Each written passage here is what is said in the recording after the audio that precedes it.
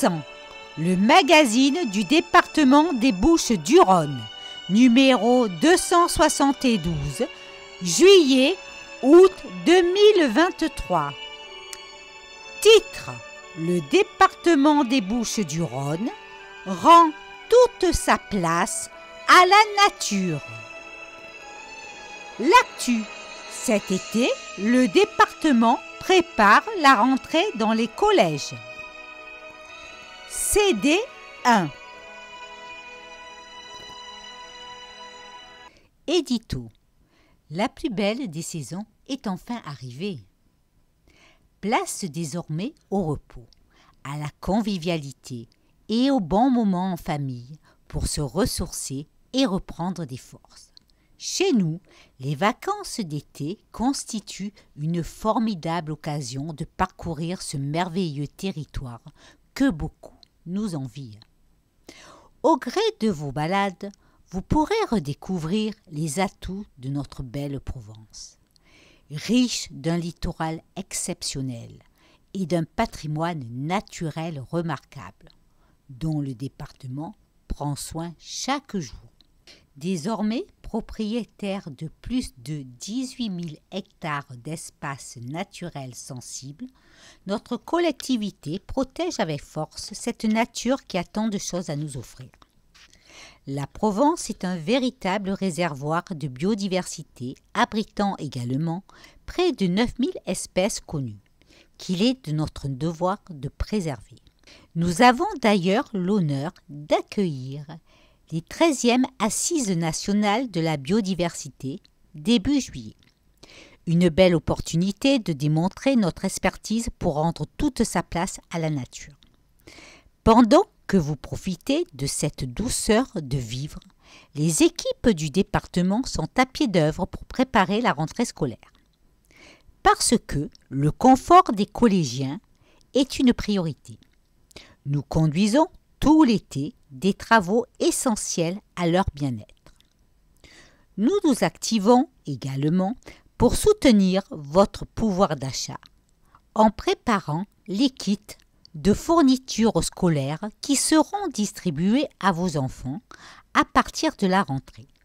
Mais avant de retrouver le chemin du travail et de l'école, je vous invite à parcourir notre agenda culturel et à profiter d'un grand nombre de manifestations que nous mettons un point d'honneur à soutenir chaque année. Enfin, en cette période à risque sur le front des incendies, soyons tous vigilants pour protéger au mieux notre territoire. Je vous souhaite à toutes et tous d'excellentes vacances d'été. Martine Vassal, présidente du conseil départemental des Bouches-du-Rhône, présidente de la métropole Aix-Marseille-Provence. Chapitre. En bref. Paragraphe. Le département déclare sa flamme aux Jeux olympiques. Du 8 au 12 mai 2024, la flamme olympique va sillonner les Bouches-du-Rhône. Le relais de la flamme va ainsi traverser 8 communes avant de poursuivre son voyage jusqu'à Paris pour l'ouverture des Jeux olympiques et paralympiques le 26 juillet.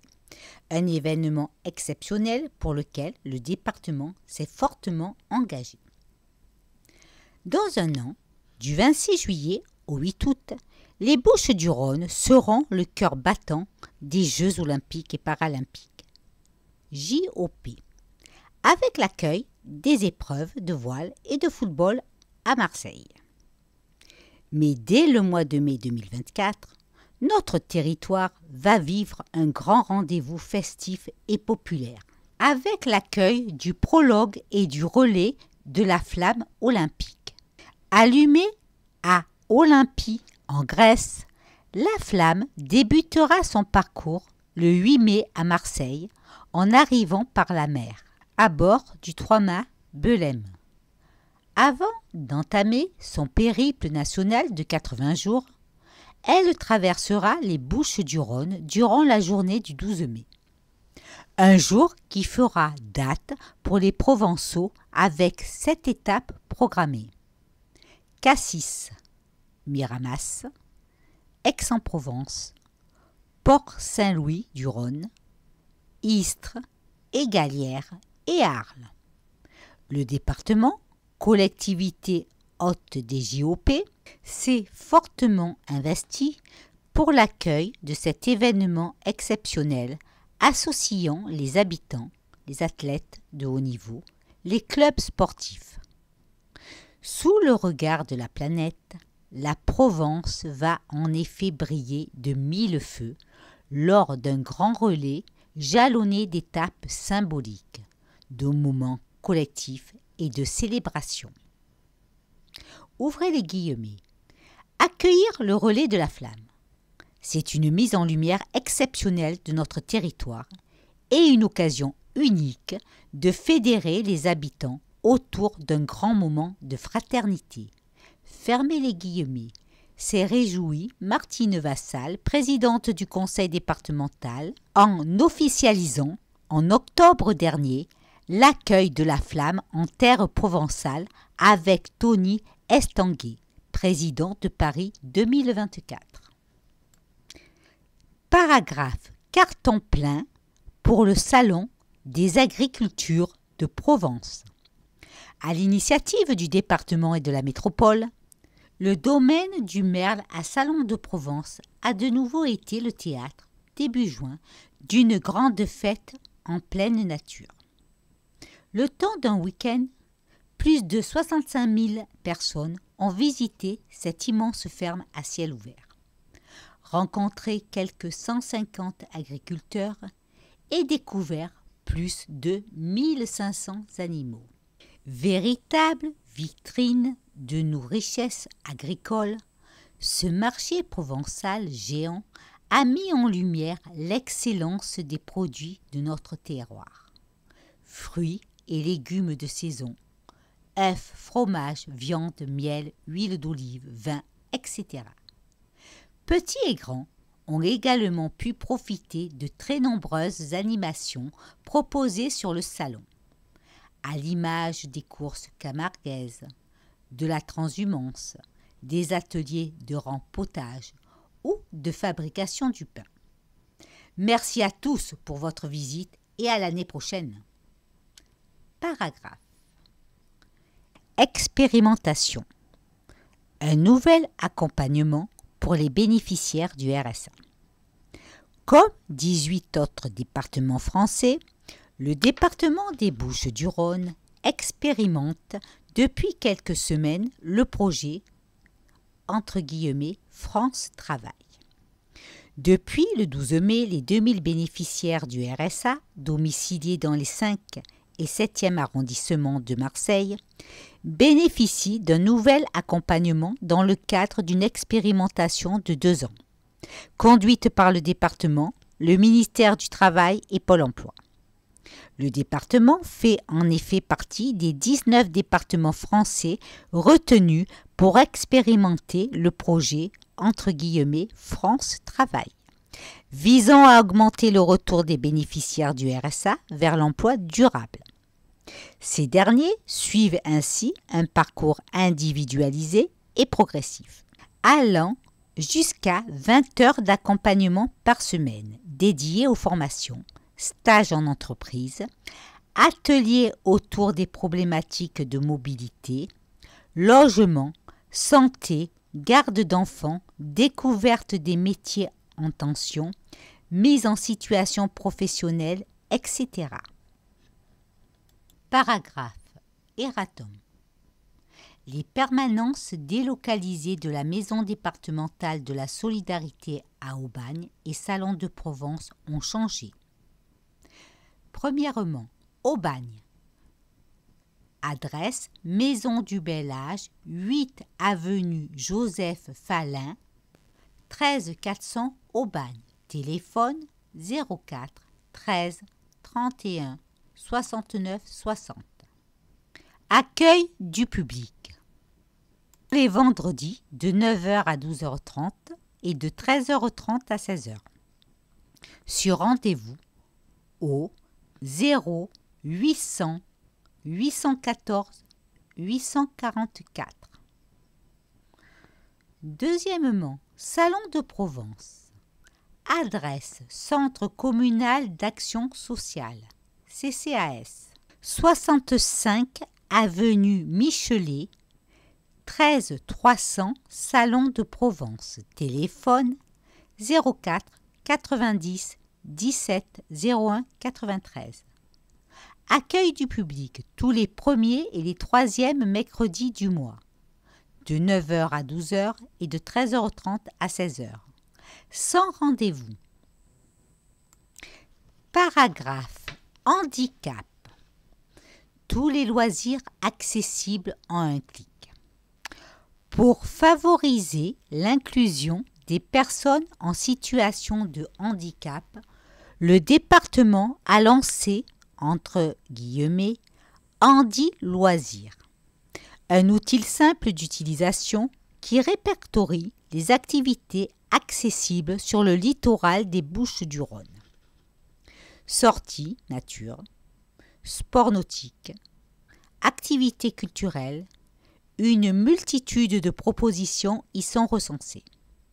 Handicap visuel, moteur, auditif ou mental. Cette carte interactive permet d'effectuer une recherche pertinente en fonction du handicap, du lieu de vie et du type d'activité souhaitée. Avec ce nouvel outil, le département veut également inciter les associations et les communes à développer une véritable offre de loisirs accessibles, notamment dans les territoires peu équipés. Rendez-vous sur handiloisirs.département13.fr. Paragraphe. Venez vous rafraîchir dans nos maisons du bel âge. Comme chaque année, à partir du 1er juin et jusqu'au 15 septembre, le département met en place un dispositif d'accueil et de veille dans ces maisons du bel âge pour aider les plus fragiles à faire face aux fortes chaleurs. En plein été, les vagues de chaleur peuvent être dangereuses pour la santé des personnes les plus vulnérables. Pour leur permettre de se rafraîchir, des espaces climatisés sont à la disposition des usagers dans les 42 maisons du bel âge du territoire. Dans les horaires d'ouverture, nos portes sont ouvertes pour accueillir tous ceux qui en ont besoin.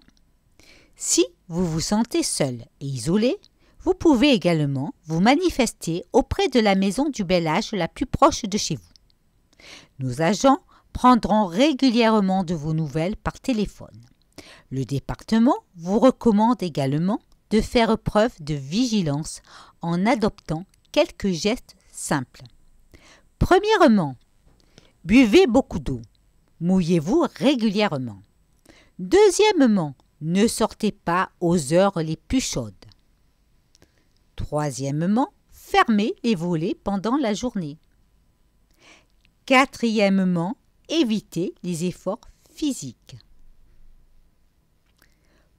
Trouvez votre maison du bel âge sur le département13.fr. Chapitre. Dossier. Paragraphe. Le département rend toute sa place à la nature. Avec plus de 9000 espèces connues, le territoire des Bouches-du-Rhône jouit d'une biodiversité exceptionnelle. Mais ici comme ailleurs, ces richesses naturelles essentielles dans la lutte contre le changement climatique sont menacées. Pour préserver ce patrimoine inestimable, le département a initié une politique innovante au point de faire figure d'exemple au niveau national. En recevant les 13e Assises nationales de la biodiversité du 5 au 7 juillet, le département démontre une nouvelle fois son engagement en faveur de la préservation de la nature. Premier département propriétaire d'espaces naturels de France, avec 18 000 hectares dans son giron, il a fait de ce patrimoine naturel une vitrine de son action sur l'ensemble du territoire. Partenaire des structures engagées en faveur de la biodiversité, la collectivité joue un rôle majeur pour la sauvegarde des espèces végétales et animales présentes sur son territoire.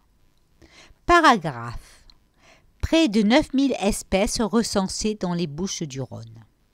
Les Bouches-du-Rhône font partie des territoires de France métropolitaine les plus riches en nombre d'espèces. Entre parenthèses, en comparaison aux territoires de France métropolitaine. Parmi elles, 525 sont protégées et 201 menacées de disparition. Les Bouches-du-Rhône concentrent, entre parenthèses, Atlas de la biodiversité des Bouches-du-Rhône, LPO 2021.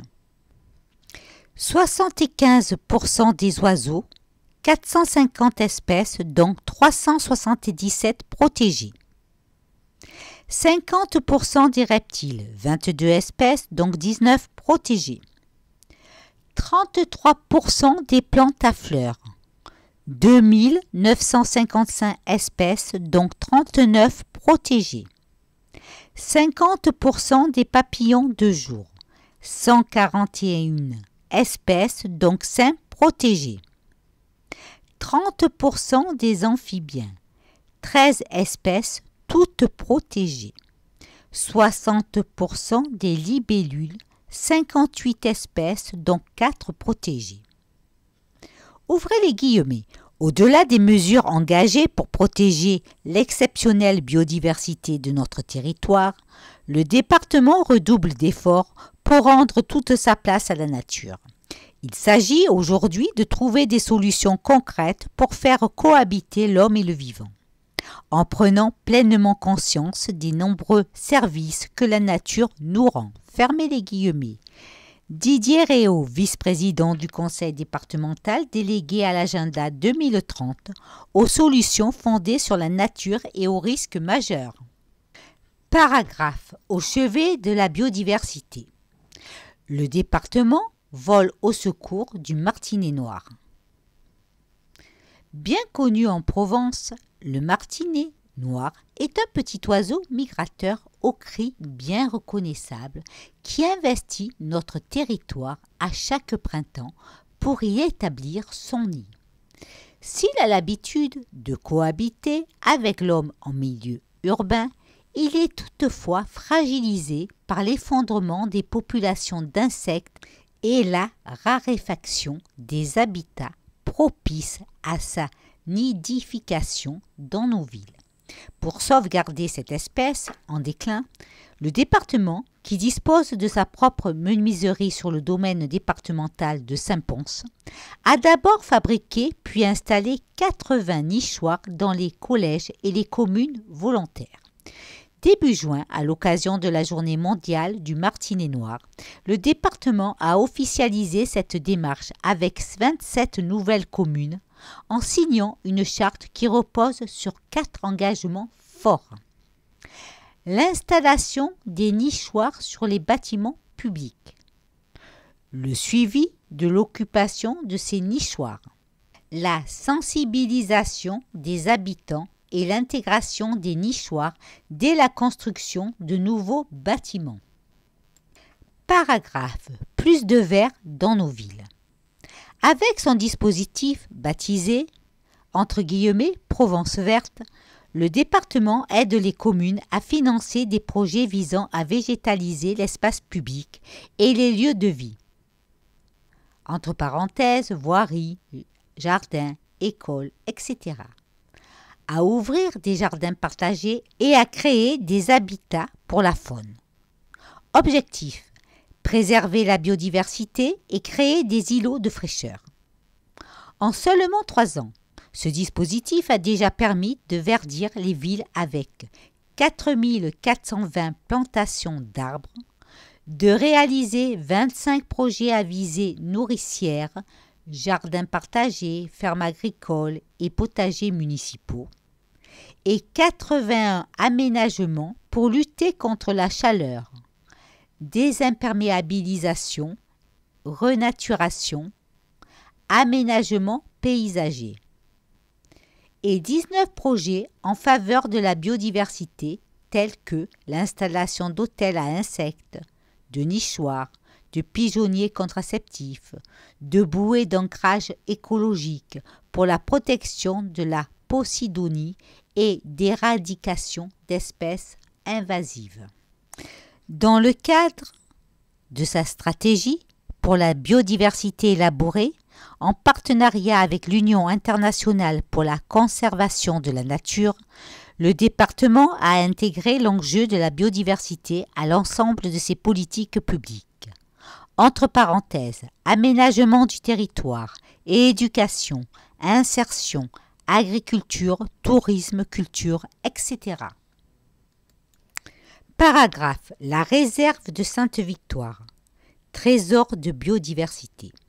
Gérée par le département, qui en est aussi le propriétaire, la réserve naturelle nationale de Sainte-Victoire jouit d'un des plus hauts niveaux de protection en France. Elle a été inscrite en 2021 sur la liste verte des aires protégées de l'Union internationale pour la conservation de la nature, entre parenthèses UICN. Sur ce site de 140 hectares, dont l'accès est totalement interdit, 1500 espèces vivantes ont été recensées, montrant la valeur biologique d'une réserve qui a également la particularité d'abriter des trésors géologiques comme les célèbres œufs de dinosaures. Des espèces rares comme la genette commune ou protégées comme l'aigle de Bonelli nichent dans la réserve. Ce site fait d'ailleurs l'objet de nombreuses opérations d'inventaire participatif et biologique. Paragraphe. Préserver l'habitat des chauves-souris.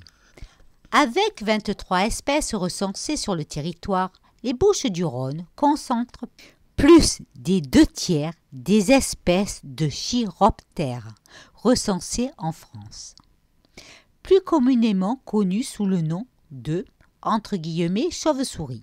Ces petits mammifères, aussi fascinants que fragiles, font l'objet d'un plan national de sauvegarde auquel le département contribue toute l'année.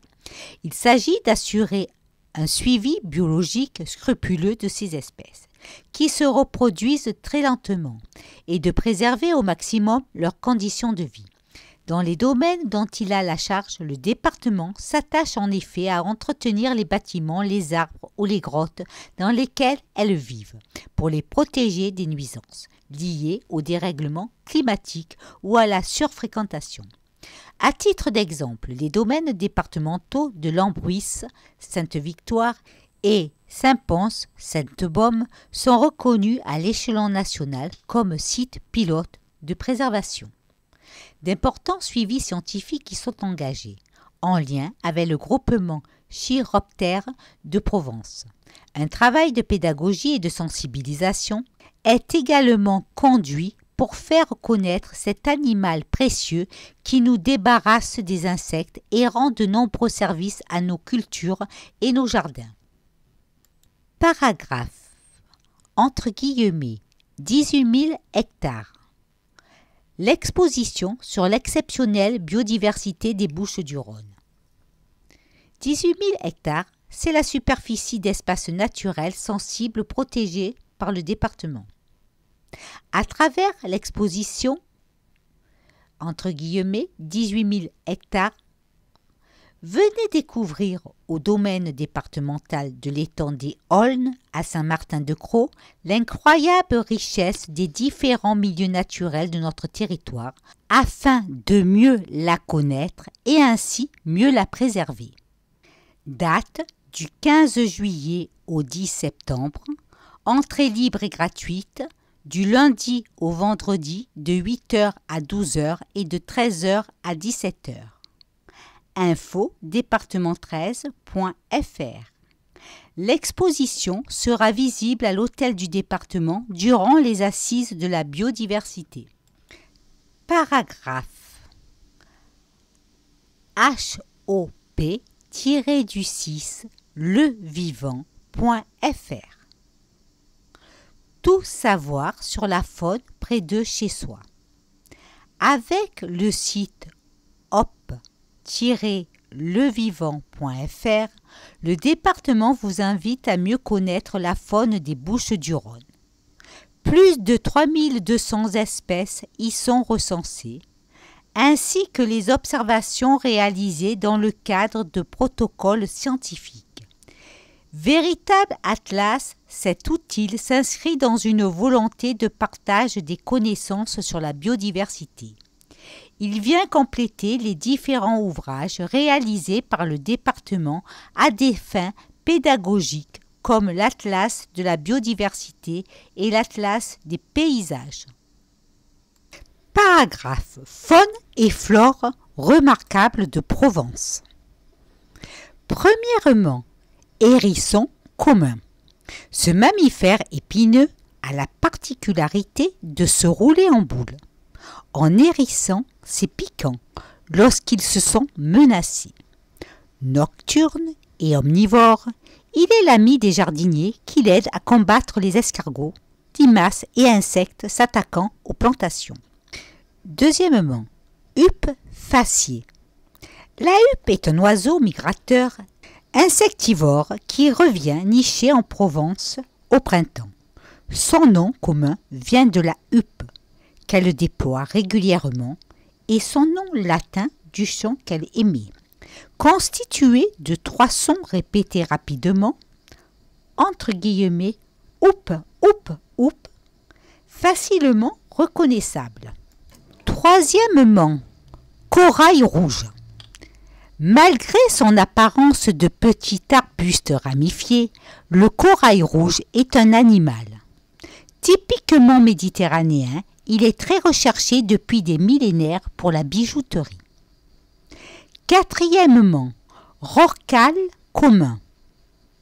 Le rorqual est le 2e plus grand animal de la planète, juste derrière la baleine bleue. Dès la naissance, il mesure plus de 6 mètres et pèse près de 3 tonnes. Il peut vivre jusqu'à 80 ans. Cinquièmement, aigle de Bonelli. Terrain de prédilection de l'aigle de Bonelli, les Bouches-du-Rhône en comptent une vingtaine de couples. Ce grand carapace sédentaire a besoin de falaises pour nicher et de milieux ouverts, comme la garrigue, pour chasser et se nourrir. La femelle, plus grande que le mâle, peut atteindre 1,80 m d'envergure. Sixièmement, tortue caouane. C'est l'espèce de tortue la plus commune en Méditerranée. Elle peut atteindre 1 mètre de long et se reproduit sur les plages de sable. Mais l'urbanisation du littoral fait diminuer ses effectifs depuis un siècle. Cette espèce est désormais protégée dans la plupart des pays riverains de la Méditerranée. Septièmement, panicaud de mer. Le panicaud maritime est une plante herbacée de la famille des ombellifères. Emblématique des littoraux français, la surfréquentation fait regresser sa présence, ce qui explique que le Conservatoire du littoral en ait fait son emblème. Huitièmement, affilante de Montpellier. L'affilante de Montpellier appartient à la famille des Liliacées. Son nom signifie, entre guillemets, fleurs sans feuilles. Cette espèce est très appréciée des moutons. Neuvièmement, astragale de Marseille.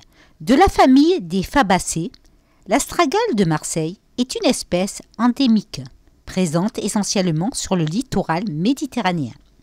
En forme de buisson épineux, on l'appelle aussi, entre guillemets, coussin de belle-mère. Sa rareté a justifié son inscription sur la liste rouge des espèces menacées. Dixièmement, Posidonie. La Posidonie est une plante à fleurs endémique de la Méditerranée. Elle héberge 20 à 25% des espèces marines, leur offrant nourriture, refuge, repos nocturne et lieu de frayère. Sa croissance très lente et les pressions qu'elle subit, entre guillemets destruction, pollution, etc., justifient son classement en espèce protégée. Onzièmement, nénuphar jaune. Le nénuphar jaune est une plante aquatique des eaux douces stagnantes. Ses feuilles supérieures flottantes sont épaisses et ses fleurs jaunes, qui se développent sous l'eau, vont s'épanouir à sa surface. 12e, Ophrys de Provence. Cette orchidée protégée en région Provence-Alpes-Côte d'Azur ne se rencontre que dans le sud de la France. Comme d'autres orchidées, sa fleur ressemble à un insecte. 13e, rose trémière. La rose trémière, ou passerose, est une plante de la famille des malvacées. Sa croissance est rapide et elle peut atteindre près de 2,5 mètres de haut. On trouve fréquemment la rose trémière dans les jardins et contre les murs des maisons. Chapitre Actualité. Paragraphe. Cet été, le département prépare la rentrée. Réfection des sanitaires, des salles de classe ou des cuisines, peinture, installation de brasseurs d'air, etc. Tout au long de l'été, le département est à pied d'œuvre pour préparer la rentrée dans les collèges. Ce sont des travaux qui ne se voient pas forcément, mais qui sont pourtant indispensables au bien-être des collégiens des Bouches-du-Rhône durant l'année scolaire. Au cœur de l'été, les équipes du département profitent des vacances scolaires pour préparer la rentrée et ainsi offrir un maximum de confort aux élèves et au personnel éducatif. Qu'il s'agisse de désimperméabiliser une cour de récréation, de remplacer les équipements de cuisine, de rénover les sanitaires ou rafraîchir les salles de classe. De nombreuses opérations de maintenance sont programmées cet été pour un montant total de 10,5 millions d'euros. Paragraphe. Des brasseurs d'air pour rafraîchir les classes. Dans un contexte marqué par le changement climatique, les températures peuvent dégrader les conditions d'apprentissage. Pour y remédier, le département a lancé une expérimentation en installant 220 brasseurs d'air dans une douzaine de collèges particulièrement exposés à la chaleur. Face au succès de ce dispositif qui permet de perdre jusqu'à 4 degrés en température ressentie, le département va équiper davantage d'établissements cet été, à l'image du collège Monticelli à Marseille. Paragraphe. Des sanitaires fonctionnels et rénovés. En concertation avec les parents d'élèves et les équipes éducatives, le département a entrepris un vaste diagnostic pour évaluer l'état général des sanitaires dans l'ensemble des collèges. Objectif. Réaliser des travaux d'urgence si nécessaire. Sur les 23 établissements identifiés comme prioritaires, 7 ont déjà fait l'objet de travaux et 10 opérations de rénovation complète sont programmées tout au long de l'été. À l'image des collèges Sylvain Menu à Marseille et Jacques Prévert à Saint-Victoré. D'autre part, le département poursuit sa politique de suppression des toilettes à la turque. Paragraphe. Désimperméabiliser pour lutter contre le changement climatique. Dans les collèges, la lutte contre le changement climatique passe aussi par la désimperméabilisation des sols. En effet, remplacer le bitume par des matériaux perméables, appliquer ce procédé vertueux aux cours de récréation, au parking et plus généralement aux lieux de vie extérieurs, lors de chaque rénovation d'établissement. Cet été, ce sera le cas par exemple pour les cours des collèges Moustier à Gréasque et Château-Forbin à Marseille. Paragraphe. Un éclairage plus durable et plus vert. Grâce au remplacement de l'éclairage classique par des luminaires LED, le département inscrit les collèges dans une démarche plus durable et plus verte. Idéal pour réduire la consommation d'énergie. Ce type d'éclairage dispose d'une longue durée de vie et permet de réaliser des économies considérables. Cet été, 3 établissements bénéficieront notamment de ce nouveau système plus vertueux. Les collèges Jean Jaurès à La Ciotat, Nathalie Sarraute à Aubagne, ainsi que Coin-Joli, Sévigné à Marseille. Au total, le département investit près de 500 000 euros. Montant 40 millions d'euros. Chaque année, le département investit 40 millions d'euros pour la maintenance et les petites opérations de rénovation des collèges, hors opération de construction. Paragraphe. Des conditions idéales pour bien manger. Pour offrir un cadre de travail optimal aux chefs de cuisine des collèges et leur permettre de préparer des repas sains et frais, le département s'attache à rénover les cuisines des établissements et à les doter d'un matériel de pointe. Les réfectoires font également l'objet d'une attention toute particulière pour garantir le confort des élèves lors des pauses repas. Le département consacre près de 2 millions d'euros cet été aux travaux dans les demi-pensions, à l'image des collèges Château-Double à Aix-en-Provence, Jean Moulin à Marseille ou Jean Guéhenno à Lambesc. Ouvrez les guillemets. Nous entretenons et rénovons les collèges toute l'année, mais nous sommes aussi sur le pont pendant les grandes vacances pour réaliser les travaux nécessaires au bien-être et au confort des élèves à la rentrée. Nous mettons également tout en œuvre pour permettre à nos chefs de cuisiner dans des conditions idéales au bénéfice de nos demi-pensionnaires. Fermez les guillemets. Laurence Angeletti, conseillère départementale déléguée au bien-être et à la santé alimentaire des collégiens. Paragraphe. Un kit de fournitures scolaires pour tous les collégiens. Depuis 5 ans, le département allège le coût de la rentrée en distribuant un kit de fournitures scolaires aux 104 000 collégiens des Bouches-du-Rhône. Pensez-y avant de faire vos courses de rentrée. Dans un contexte marqué par l'inflation, la rentrée scolaire coûte de plus en plus cher aux parents d'élèves. Pour réduire la facture, le département s'engage une nouvelle fois à doter chaque élève d'un kit complet de fournitures scolaires, établi selon les recommandations de l'Éducation nationale. Ce kit contient en effet du matériel adapté à chaque niveau de classe, à l'image de la calculatrice scientifique distribuée à tous les élèves entrant en 6e, qui compte parmi les plus gros postes de dépenses. Pour obtenir ces fournitures, aucune démarche n'est à effectuer par les familles. Les kits seront progressivement distribués par les établissements à partir de la rentrée scolaire. Plus d'infos sur département13.fr. Paragraphe. Pour les élèves de 6e. Une calculatrice scientifique de marque Texas Instruments, modèle collège plus solaire. Un cahier 96 pages, grand carreau, format 24 sur 32 cm.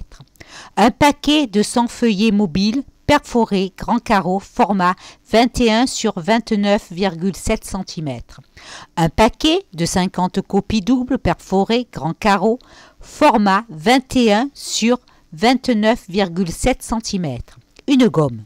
Un lot de 4 stylos billes de divers coloris, bleu, rouge, noir, vert. Un crayon à papier HB, un taille-crayon avec réservoir, un étui de 12 crayons de couleur, un compas, un bâton de colle, une équerre, un rapporteur, une règle de 30 cm. L'ensemble des articles est présenté dans un sac en coton 100% recyclé. Paragraphe pour les élèves de 5e, 4e et 3e. Un cahier 96 pages grand carreau, format 24 sur 32 cm. Un paquet de 125 copies double perforé grand carreau, format 21 sur 29,7 cm. Une gomme. Un lot de 4 stylos billes de divers coloris, bleu, rouge, noir, vert. Un crayon à papier HB, un bâton de colle, une règle en plastique souple de 30 cm. Paragraphe. Ça bouge dans les collèges. Des collégiens génois et aixois réunis autour du devoir de mémoire. Dans le cadre de la coopération entre le département, la ville et la métropole de Gênes et la chambre de commerce italienne, 2 classes de collégiens génois et une classe du collège Sainte-Trope d'Aix-en-Provence ont visité le camp d'Émile le 23 mai dernier.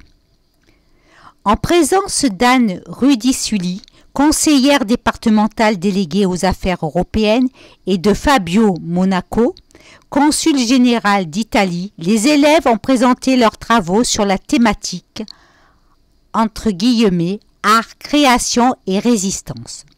Tout un symbole dans ce camp d'internement de la Seconde Guerre mondiale où de nombreux artistes ont été détenus comme Max Ernst et donc certaines œuvres sont encore visibles sur place. Paragraphe. Le collège Lançon-Provence baptisé Caroline Aigle. Le tout récent collège Lançon-Provence, construit par le département, porte désormais un nom. Collège Caroline Aigle. Décidé à l'unisson par les élèves de l'établissement, ce choix a été dévoilé le 17 mai par Martine Vassal. Un hommage à la toute première femme pilote de chasse disparue en 2007. Un véritable modèle de persévérance qui continue aujourd'hui d'inspirer les jeunes générations. En plus de sa carrière militaire, elle était une sportive accomplie, championne de France militaire de triathlon et championne du monde militaire de triathlon par équipe. Paragraphe. Au collège Monticelli, l'ancienne Bastide retrouve sa splendeur. À Marseille, le chantier de rénovation de l'ancienne Bastide du collège Monticelli, 8e arrondissement, touche à sa fin. D'ici à la rentrée des vacances de la Toussaint, cette opération d'envergure permettra d'augmenter les effectifs de l'établissement pour soulager les collèges de Marseille-Vert et de Daumier. À l'issue des travaux, la Bastide sera accessible aux personnes en situation de handicap et accueillera notamment la direction, la vie scolaire, la salle de permanence, l'espace santé, le foyer des élèves, la salle UPE2A, entre parenthèses, unité pédagogique pour élèves allophones arrivants. Investissement du département, 4,5 millions d'euros. Paragraphe. 500 collégiens récompensés pour leurs efforts durant l'année scolaire. Fin mai, 500 élèves des collèges publics et privés des Bouches-du-Rhône, mais aussi des maisons familiales et rurales, se sont vus remettre le prix des collégiens méritants à l'hôtel du département à Marseille. Ce diplôme, remis par la présidente du conseil départemental, Martine Vassal, vise à encourager les élèves qui ont progressé durant l'année scolaire, malgré les difficultés, et se sont investis dans la vie de l'établissement ou engagés dans des actions de solidarité. Le choix des lauréats revient aux établissements. Ouvrez les guillemets. Depuis 2018, nous mettons un point d'honneur à doter chaque collégien d'un kit de fourniture scolaire complet et adapté à ses besoins. C'est un dispositif auquel nous tenons particulièrement, car il permet de préserver le pouvoir d'achat des familles tout en offrant aux élèves les meilleures conditions pour démarrer l'année scolaire. Nous en sommes très fiers. Fermez les guillemets. Béatrice Bonfillon, Chiavassa, conseillère départementale déléguée au collège. Chapitre. Près de chez vous. Paragraphe. Grand. Le parc Marie-Rose entre sport et loisirs. Sur 8 hectares, le parc Marie-Rose est aujourd'hui un lieu incontournable de ce village de 5500 habitants. Ici, sport, loisirs et flânerie ont trouvé leur écrin. Pour certains, grands soient, les souvenirs reviennent vite en mémoire. Pendant leur jeunesse, le parc Marie-Rose était leur terrain de jeu favori. Laissé à l'abandon pendant une dizaine d'années, cet espace de 8 hectares, situé au nord-ouest de la ville, a été aménagé pour offrir une variété d'activités. Paragraphe. Un accueil de tous les publics. Le projet pensé en concertation avec les habitants répond aux attentes de tous. Espace acrobranche, parcours de santé, sentiers de découverte, ponton d'observation, aires de pique-nique, buvettes, jeux de nature. Chaque année, des milliers de grands soies et des visiteurs venus de communes voisines profitent de l'ensemble des équipements. La culture est aussi présente avec un théâtre de nature situé à l'entrée du parc, où se jouent opéra et autres pièces de théâtre. Paragraphe. Au fil de l'eau. En arpentant les allées, ce qui surprend le plus, c'est sans doute la présence de l'eau, qui part de la fontaine Marie-Rose, source de la ville, pour se jeter au lac de la Canebière, en passant par le ruisseau principal, un serpent aquatique sinueux qui rafraîchit l'été et donne à la nature un côté foisonnant, rappelant les souvenirs des moulins industriels alimentés par la Touloubre. Paragraphe. La voie verte, l'accès facile. Victime de son succès dès son ouverture, le parc a connu des problèmes de stationnement. Depuis l'été dernier, des places supplémentaires ont été rajoutées. Mais le plus simple est d'emprunter la voie verte, reliant le centre-ville et le cœur du parc, à pied, à vélo ou en trottinette. Pour sécuriser le lieu, un système de vidéosurveillance a été installé afin d'assurer la tranquillité de tous. Les travaux de cet ensemble ont duré 3 ans pour un investissement de plus de 9,3 millions d'euros. Le département a été le principal financeur avec une participation de 5,6 millions d'euros. Paragraphe. Un plateau sportif hors norme. En surplomb du parc de loisirs, un plateau sportif exceptionnel a été créé sur 10 000 m². Avec un toit végétalisé, le gymnase s'inscrit dans un souci de développement durable avec notamment l'utilisation de la géothermie pour le chauffage et la climatisation. L'eau issue de la source est rejetée ensuite dans la Touloubre, réduisant ainsi les nuisances environnementales. Les équipements. Premièrement, une salle multisport. Deuxièmement, une salle associative. Troisièmement, des vestiaires. Quatrièmement, des gradins modulables de 300 places. Cinquièmement, un demi-terrain de rugby. Sixièmement, un terrain de foot synthétique. Les sports pratiqués. Premièrement, gymnastique rythmique et sportive. Deuxièmement, volleyball. Troisièmement, badminton. Quatrièmement, tir à l'arc. Cinquièmement, rugby à 13. Sixièmement, football. Paragraphe. D'où vient le nom du parc Marie-Rose? C'est presque une histoire digne de Pagnol. Le nom du parc est le souvenir d'une histoire commencée au début du XXe siècle. En 1910, une jeune fille de 15 ans, Marie-Rose Carias, rencontre son amoureux, Auguste Sorel. C'est le coup de foudre pour les deux jeunes tourtereaux. Une idylle platonique qui durera 10 mois, car la dulcinée du poète provençal décédera 1 an plus tard d'une méningite. Auguste Sorel lui restera fidèle jusqu'à sa mort en 1976. Il lui dédiera une grande partie de son œuvre poétique. Paragraphe. Plaine de l'Accro, des lieux de vie pour les bergers. Le pastoralisme est une longue tradition de la plaine de l'Accro. Afin d'aider les éleveurs d'ovins, le Conservatoire du littoral et des rivages lacustres vient de rénover 6 bergeries désormais ouvertes toute l'année aux nombreux bergers qui y séjournent au printemps ou à l'automne et à leurs troupeaux.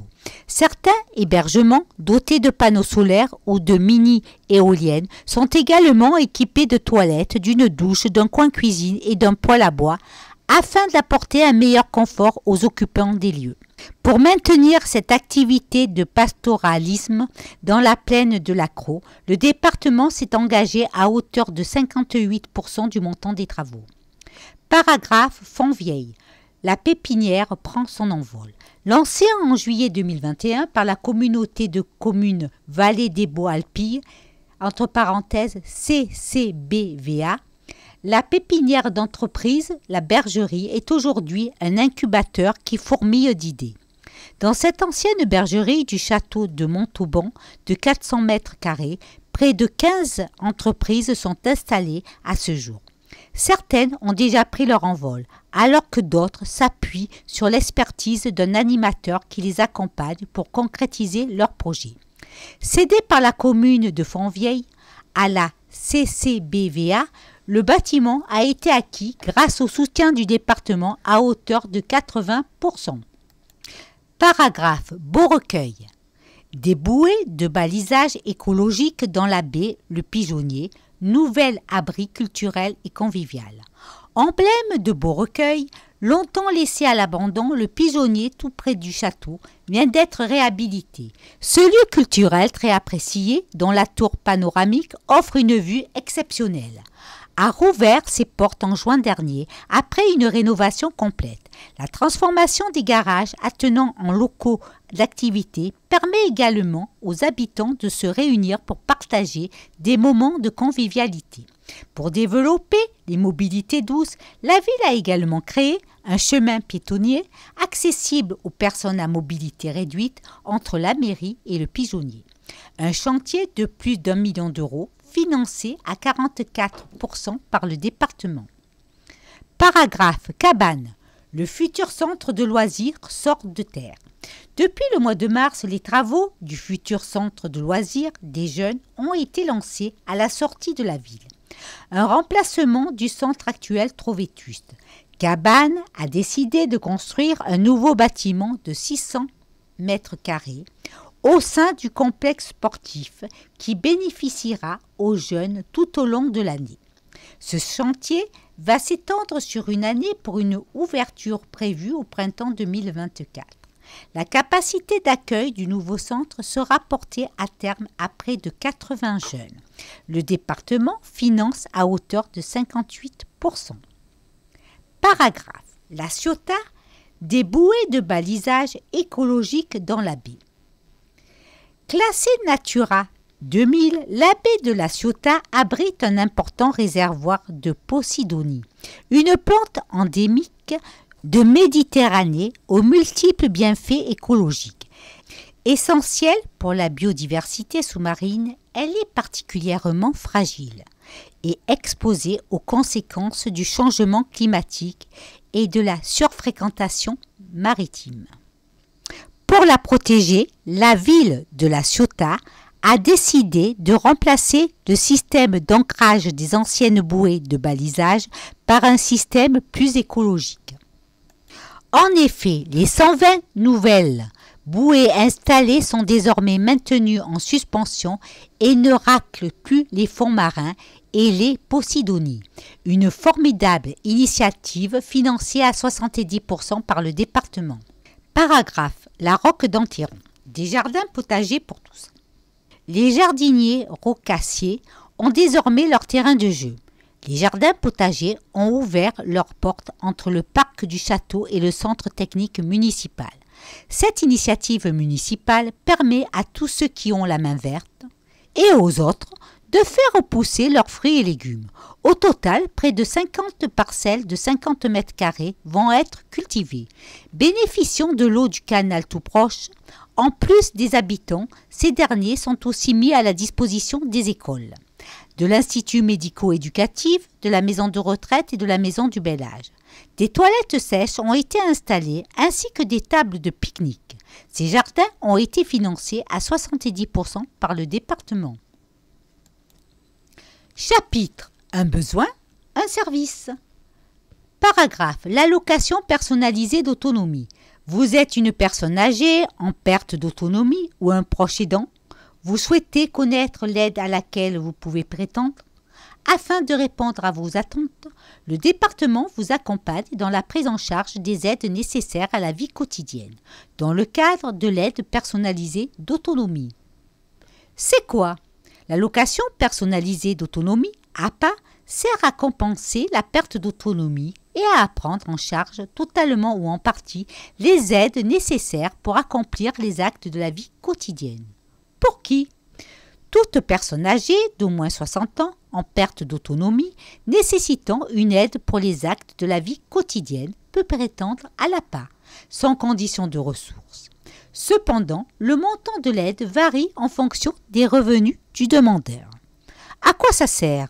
Cette prestation en nature peut être utilisée pour la rémunération du service d'aide à domicile autorisé, du salarié que la personne emploie pour lui venir en aide, des frais d'adaptation du logement ou des frais d'accueil temporaire. Elle est affectée aux besoins particuliers de chaque allocataire, qu'il vive à domicile ou dans une structure d'hébergement. Comment? Un membre de l'équipe médico-sociale se rend au domicile du demandeur et évalue son degré de perte d'autonomie en fonction de la grille nationale Agir, qui permet d'apprécier son aptitude à effectuer diverses activités quotidiennes et à définir le montant de l'aide nécessaire.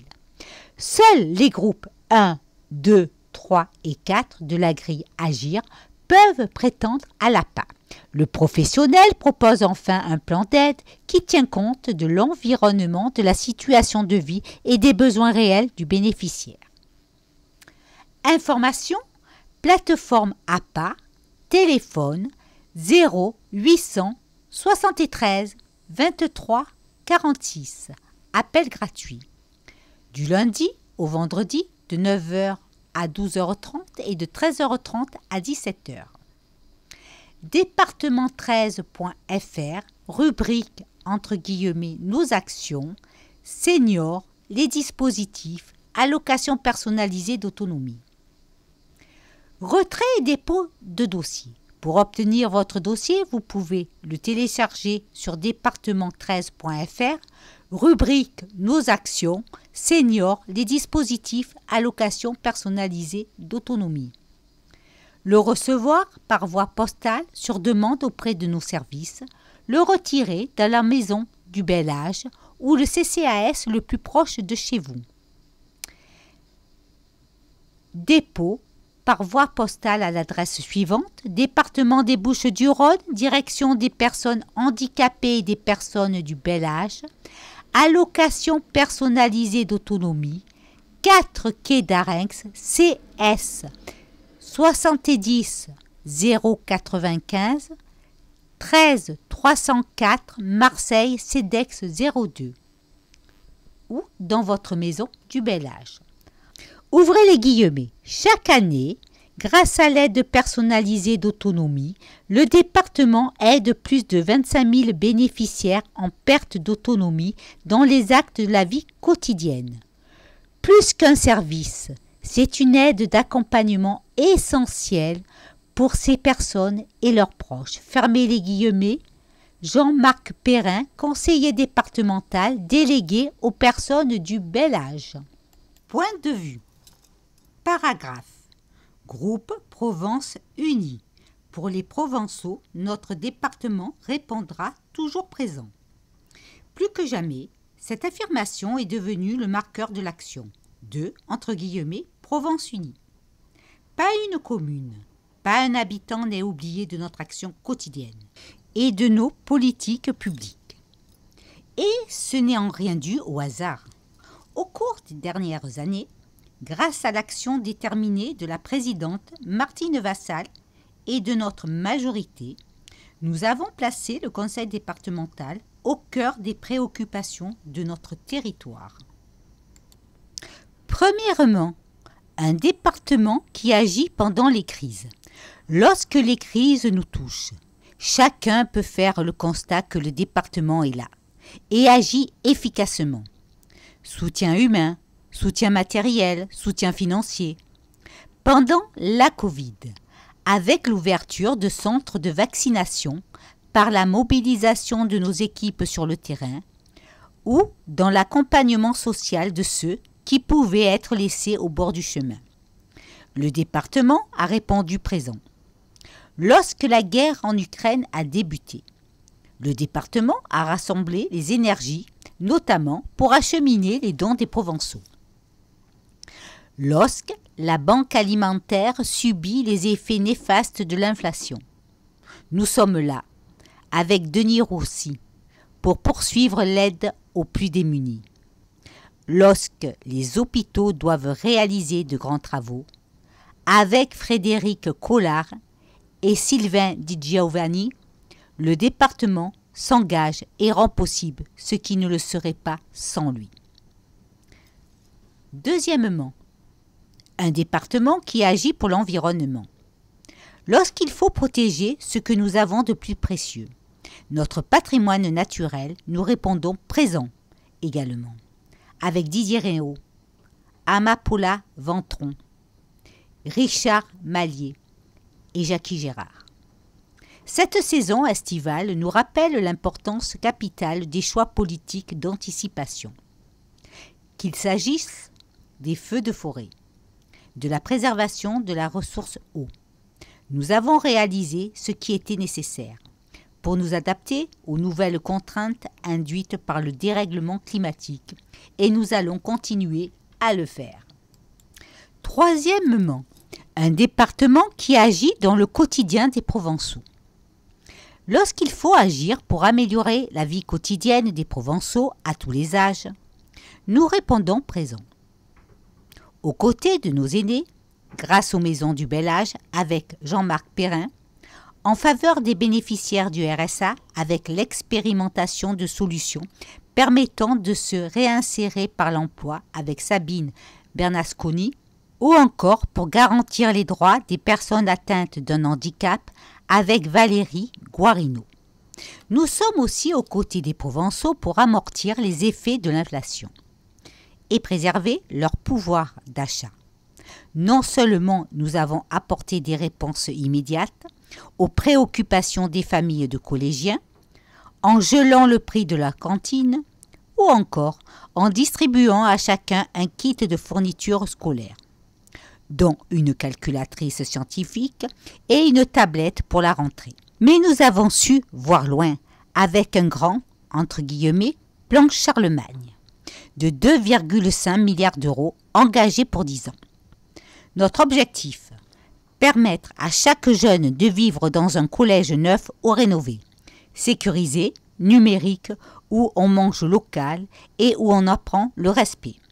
L'avenir de nos enfants, c'est bien là l'essentiel de notre action. Alors, bien sûr, le contexte économique, les charges qui pèsent sur nos institutions départementales n'ont jamais été aussi nombreuses et contraignantes. Mais notre force réside dans la réactivité que nous avons su développer, crise après crise et grâce à une volonté de faire. Elle réside aussi dans l'expérience et la compétence des nombreux maires et conseillers départementaux de la majorité. Voilà les atouts qui nous permettront de continuer à répondre toujours présents pour la Provence et les Provençaux. Lionel Decala, président du groupe Provence Unie, conseiller départemental et maire d'Allot. Téléphone 04 13 31 29 52. Mail lionel.decala@département13.fr. Paragraphe. Groupe l'Union de la gauche, des écologistes et des citoyens. Tourisme durable, notre responsabilité à tous. L'été arrive et avec lui son flot de visiteurs venus du monde entier découvrir notre département. Chaque année, ce sont plus de 8 millions de touristes qui foulent notre territoire riche en paysages variés. De Marseille à Aix-en-Provence, en passant par les Baux-de-Provence, des Calanques au massif de l'Étoile. Si le tourisme est indéniablement un élément clé du développement économique du territoire, il présente également des inconvénients tels qu'il est pratiqué aujourd'hui. Sous la forme de tourisme de masse, les bateaux de croisière à quai, les avions, les cars touristiques aux moteurs allumés des journées entières aggravent la pollution de l'air dont le taux culmine déjà dans notre département.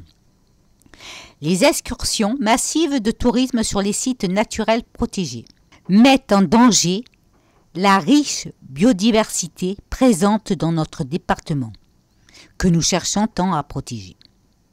Des quartiers entiers, victimes du phénomène de, entre guillemets, airbnbisation, sont vidés de leurs habitants par la flambée des prix de l'immobilier. Aujourd'hui, en tant que décideurs publics, nous faisons face à un tournant historique auquel nous devons prendre notre part de responsabilité. Les enjeux environnementaux et économiques du tourisme sont devenus trop importants pour continuer à mener des politiques anachroniques. De la promotion du tourisme de masse, nous devons rapidement passer au développement d'un tourisme durable. Notre collectivité, qui a commencé ce travail, doit désormais aller plus loin et passer par des actes forts. Notre rôle est d'accompagner la transformation du secteur touristique qui doit inévitablement se réinventer pour répondre non seulement à l'enjeu de protection de l'environnement et de la biodiversité, mais également de la vie et de la culture locale. Favoriser les transports à faible empreinte carbone. Sanctuariser les joyaux de notre territoire. Promouvoir le commerce local et éthique, etc. Tous les acteurs du tourisme portent la responsabilité du département de demain. C'est aujourd'hui que, collectivement, nous devons être à la hauteur. Les élus ou élues du groupe Union de la gauche, des écologistes et des citoyens. Anthony Crémeyer, président du groupe Union de la gauche, des écologistes et des citoyens. Téléphone 04 13 31 35 47. Mail anthony.crémeyer@département13.fr. Paragraphe. Groupe Provence au cœur. Une rénovation ambitieuse pour les collèges de nos territoires. Les collèges Saint-Eutrope et Sacré-Cœur, au cœur du canton 1 d'Aix-en-Provence, ont récemment été transformés, permettant aux élèves de développer leur curiosité et leurs compétences au sein d'espaces intérieurs et extérieurs réaménagés et propices à l'épanouissement intellectuel. Grâce aux importants travaux à venir, les élèves du collège minier bénéficieront aussi d'un collège totalement réhabilité. Durant le processus de réhabilitation, nous accordons une grande importance aux échanges avec les associations de parents d'élèves et la communauté éducative. Leurs contributions nous permettent de garantir que les travaux de rénovation répondent aux besoins réels du terrain et leur avis nous éclaire dans la création d'environnements d'apprentissage adaptés, favorisant la réussite scolaire et le bien-être des élèves. En tant qu'élus, nous veillons à ce que chaque collège puisse bénéficier des améliorations nécessaires avec un objectif: fournir un environnement éducatif de qualité à tous nos élèves afin de les préparer au mieux pour leur avenir. Ensemble, nous continuerons à travailler avec détermination pour notre jeunesse.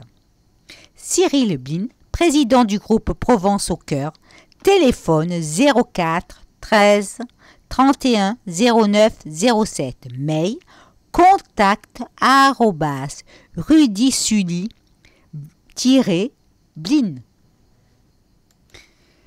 Paragraphe. Groupe communiste pour un département solidaire. RSA, sous condition, les plus fragiles payeront l'addition. C'est désormais officiel.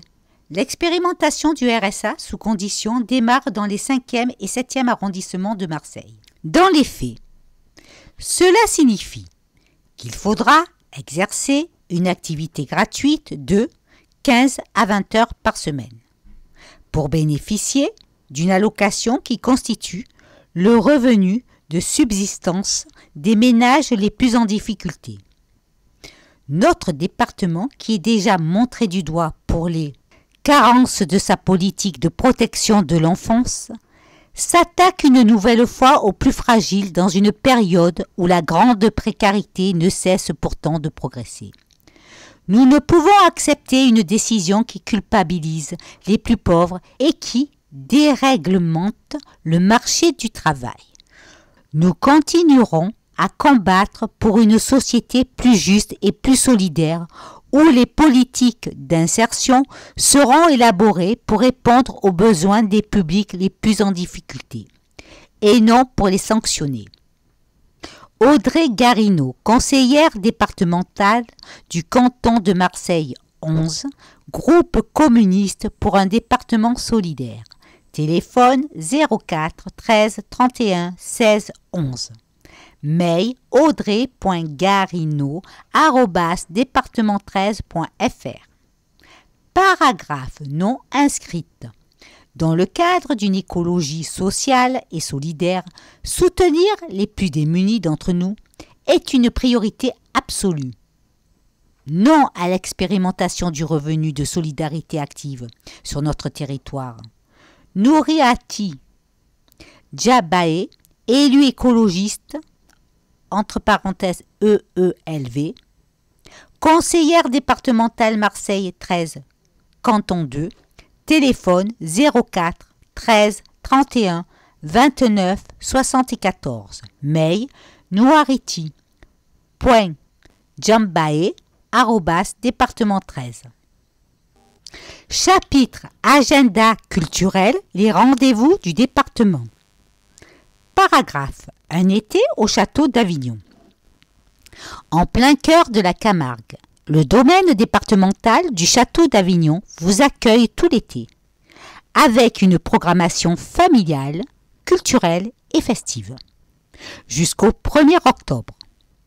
Dans le parc, l'exposition entre guillemets des images en partage présente une sélection de photographies de Jacques Windenberger tirées du fond de 200 000 photographies des archives départementales, évoquant le territoire, les loisirs, la culture, les métiers, les traditions, l'environnement.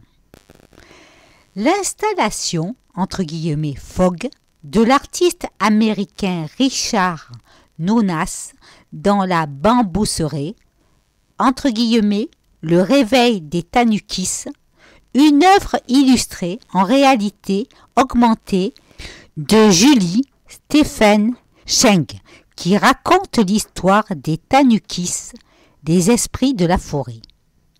Dans le château d'eau, le peintre François-Marie Lucas expose 13 cigales en céramique inspirées des paysages provençaux, de ses couleurs et de ses habitants. Dans le lavoir, projection du film entre guillemets mise en tourisme de la Camargue. Un montage réalisé à partir des collections de films amateurs de ciné-mémoire qui montrent les pratiques des touristes dans le territoire sauvage de la Camargue, espace de liberté jusqu'aux années 80. Dans l'usine, entre guillemets, customisé Vanity Thing, une sculpture en résine, bois, acier et aluminium chromé de Lionel Scosimaru. Dans le château, entre guillemets, lot positif, de Jéromy Seton. Un buste en plâtre photosensibilisé selon un procédé du XIXe siècle réalisé avec la seule photographie existante de Louis Bratte Noailly. Entre guillemets, dernière neige, photographie, entre guillemets, lenticulaire, de Pascal Navarro, qui change en fonction de l'angle de vue. Entre guillemets, les époux, de Didier Petit, deux silhouettes qui jouent avec la lumière extérieure et se répondent en miroir. Des visites guidées du château sont proposées tous les week-ends sur réservation. réservation.château.davignon@département13.fr. Adresse Château d'Avignon, route départementale 570, 13 460 Les Saintes-Maries de la Mer. Mail info.château.davignon@département13.fr. Paragraphe. Les rencontres internationales de la photographie d'Arles. Dans le cadre de, entre guillemets, Arles associés, le département programme 3 expositions dans ses établissements culturels. Première exposition, entre guillemets, Back to Dust. Retour à la poussière. Marguerite Bornhauser. Du 3 juillet au 5 novembre, musée départemental Arles Antique. À l'invitation du MDAA et de l'INRAP, Institut national de recherche archéologique, la photographe plasticienne Marguerite Bornhauser a arpenté le chantier des fouilles de la Verrerie à Arles et les vestiges antiques en cours de dégagement. Sa série, entre guillemets, Retour à la poussière, est le résultat de cette confrontation au temps et présente les fragments antiques comme divinisés à travers photographie et montage, vidéo et installation. Info et billetterie rencontre-arles.com. Autour de l'expo, la visite de l'exposition est suivie d'un atelier de découverte de l'archéologie par la photographie. Réservation obligatoire, téléphone 04 13 31 51 03. Deuxième exposition. Lumière des Saintes, un pèlerinage photographique du 3 juillet au 24 septembre. Chapelle du Muséum Arlatin. Acte religieux essentiel pour honorer leur patronne, Sainte Sarah, le pèlerinage gitan des Saintes Maries de la Mer rassemble chaque année en mai les multiples communautés de gens du voyage, issus des 4 coins d'Europe.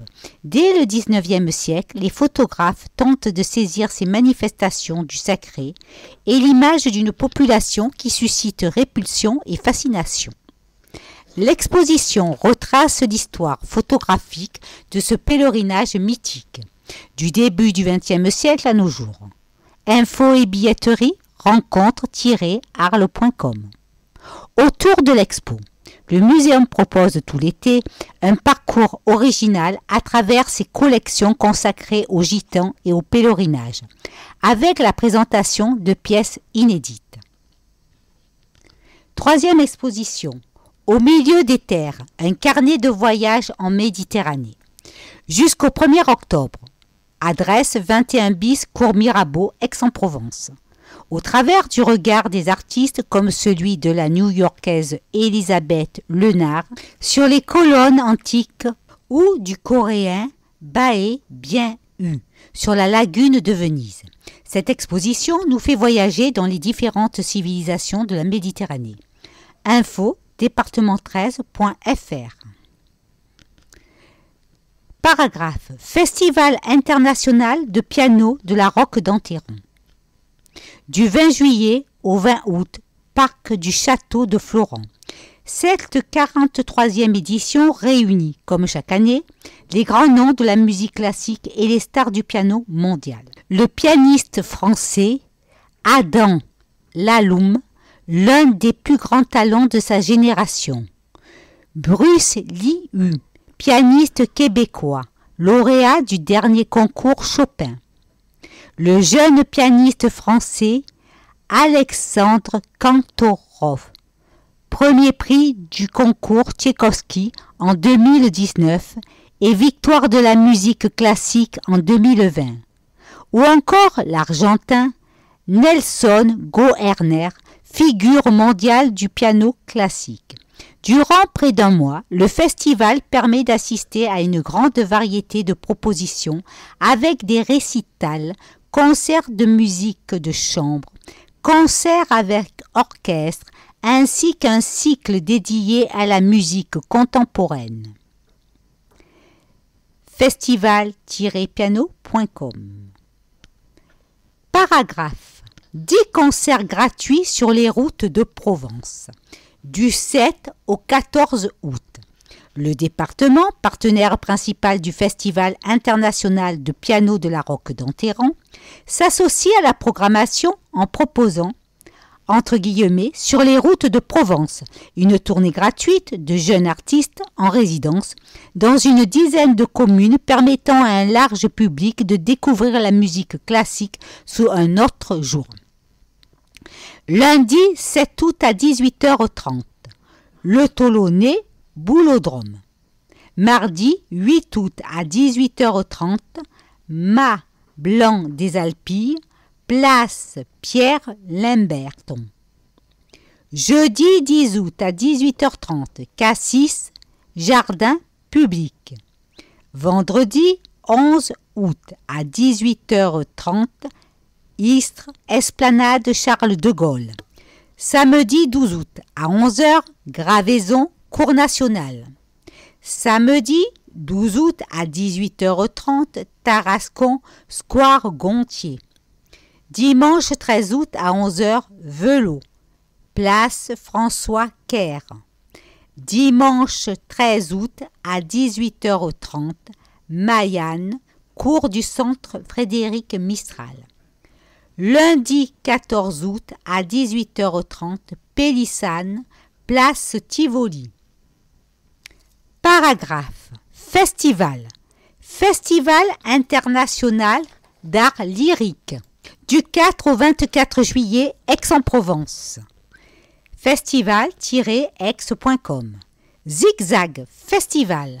Musique du monde, spectacle jeune public, art visuel, live painting, etc. Gratuit du 6 au 8 juillet, Aix-en-Provence. Théâtre de verdure du jazz de Bouffon.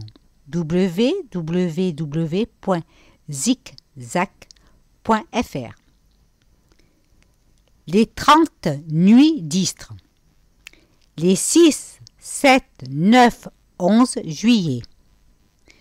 Istres, Pavillon de Grignon, Dominique A, Arthur H, Bigelow et Oli, etc.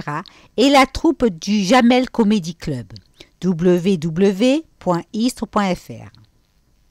Jazz à Grance. Les 6, 12, 20 et 27 juillet. Grance, Théâtre de verdure, https://granceculture.fr. Marseille Jazz des 5 continents, du 8 au 27 juillet. Marseille est commune de la métropole. Une édition sur 7 lieux pour 28 concerts et près de 150 artistes. Les figures du jazz Diane Rivers, Brad Meldo ou Marcus Miller côtoieront les jeunes pousses comme Samara Joy, Émile Londonien, Gaby Hartmann ou Louis Matute. Le festival se poursuit hors les murs, entre parenthèses jusqu'au 25 novembre, avec un parcours métropolitain de 14 étapes et des concerts gratuits. marseillejazz.com. Nov Music Festival. Les 7 et 8 juillet, Nov, Théâtre de verdure, Zoufri, Maracas, Popa Choubi, salondeprovence.fr.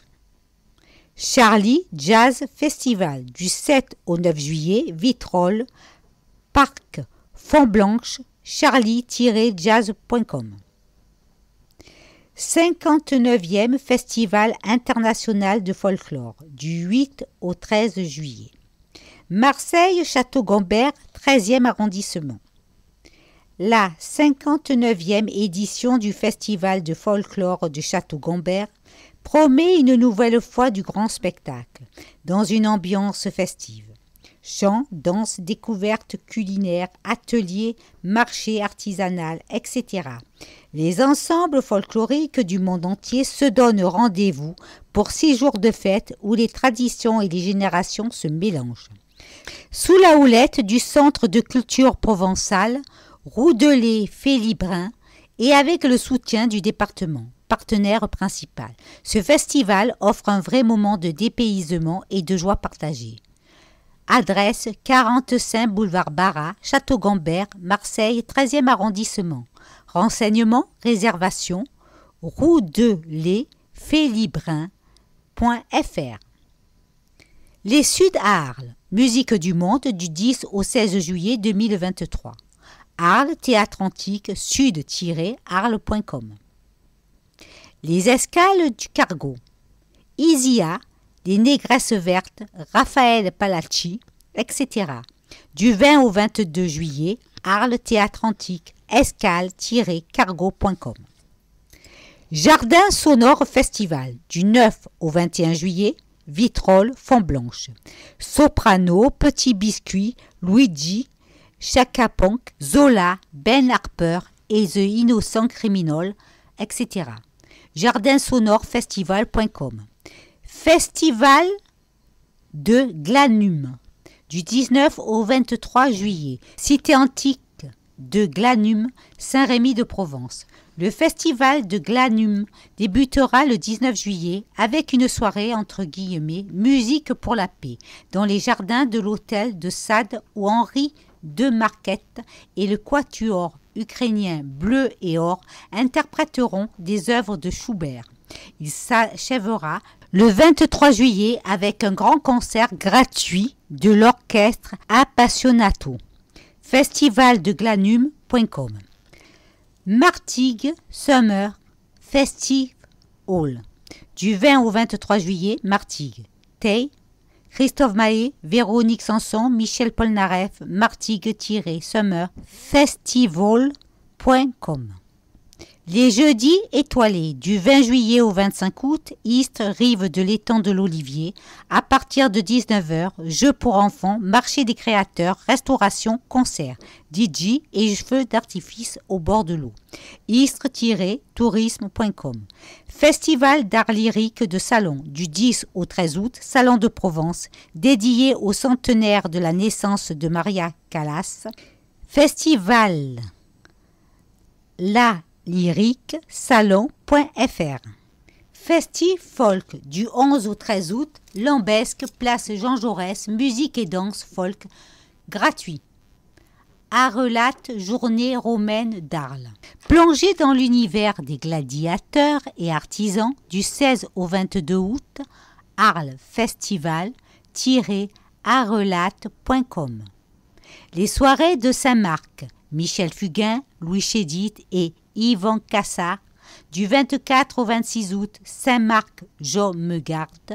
Les soirées de Saint-Marc.fr. Les musicales dans les vignes, 60 soirées ono-musicales au cœur de 40 prestigieux vignobles. Entre parenthèses, jazz, classique, musique du monde. Tout l'été jusqu'au 18 septembre. Les musicales dans les vignes.blogpo.com. Paragraphe exposition. Le Grand Salon, exposition collective, illustration, peinture et dessin, du 17 juin au 23 juillet. Marseille-studio photokino.org.